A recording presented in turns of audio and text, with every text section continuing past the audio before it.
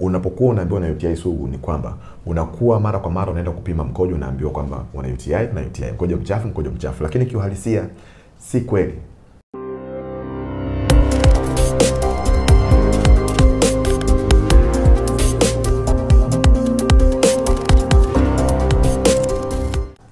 Kwa hiyo umeambiwa kwamba wewe una UTI sugu, inamaanisha kwamba umekuwa unatumia dawa na upate nafuu. Kama ni mwanamke, tafadhali embu angalia hii video ili uweze kupata elimu nini kinachotokea. Kwa hiyo moja kwa moja kwanza tuangalie picha na jinsi ya kuweza kujua kwa nini tunapata UTI sugu. Sawa? Haya. Kwa hiyo issue, ukiangalia hii picha inaonyesha jinsi gani mwanamke anavyotakiwa kukusanya mkojo. Kwa hiyo issue kubwa ni kwamba unapokuwa unaambiwa na UTI sugu ni kwamba unakuwa mara kwa mara unaenda kupima mkojo unaambiwa kwamba una UTI na UTI, mkojo mchafu, lakini kiuhalisia si kweli. Issue ni kwamba unashindwa kujua jinsi gani kukusanya mkojo ili uweze kuhakikisha kwamba mkojo wako unaonekana uko fresh. Sasa ukiangalia hii picha ya kwanza hapa, hii ni maumbile ya kike. Huyu mwanamke ni kwamba yuko chooni kwa ujumla au sehemu yote ile ambayo anataka kukusanya mkojo.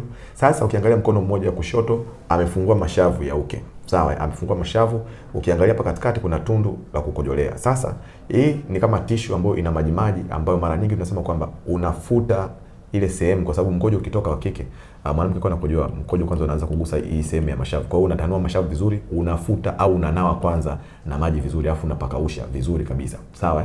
Baada ya hapo kishapafuta na hiyo tissue ambayo ina maji au kama ni tunaita wipes, basi ukishafuta, baada ya hapo sasa ukiangalia picha inayofuata, picha B, kwamba huyu mwanamke anakojoa lakini akiwa ameshika mashavu mbali, na maanisha mkojo wake sasa hivi unatoka bila kugusa mashavu.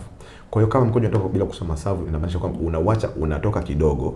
Ukishatoka kidogo, wakati unaendelea kutoka, unakusanya mkojo baada mkojo fulani kutoka. Mfano kama sekunde 1 au 2 umekojoa, inamaanisha baada ya hapo sasa unakinga ule mkojo ambao tunaita ni mkojo wa katikati. Wakati bado umeshikilia mashavu, inamaanisha ule mkojo bado haugusi mashavu ya pembeni. Hii inamaanisha nini? Hii inaitwa midstream urine collection.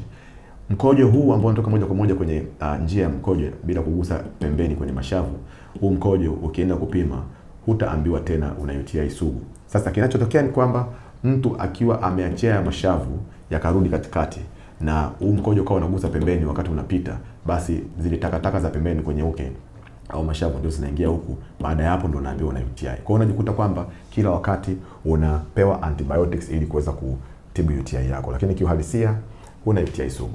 Kikubwa cha msingi, hakikisha kwamba unakusanya mkojo wako vizuri ili kuhakikisha huambiwi tena una tatizo la UTI. Nikutakia siku njema, lakini hakikisha kwamba unafuatilia programu yetu na share na washikaji ili waweze kujifunza zaidi, na endelea kutusupport kwa kusubscribe.